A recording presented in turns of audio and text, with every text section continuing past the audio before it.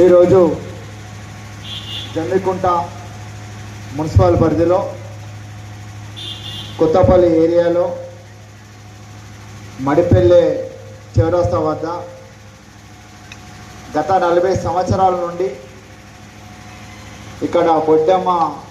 కార్యక్రమాన్ని నిర్వహిస్తున్నారు. మరి విజయలక్ష్మి గారు అలాగే ఈ ప్రాంత మహిళా సోదరిమణులు ఈ ప్రాంత యువత అందరూ కలిసి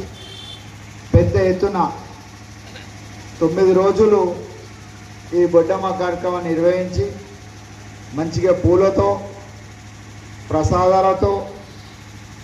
నిత్యం కోలాటం ఆడుతూ తెలంగాణ సంస్కృతి సాంప్రదాయాన్ని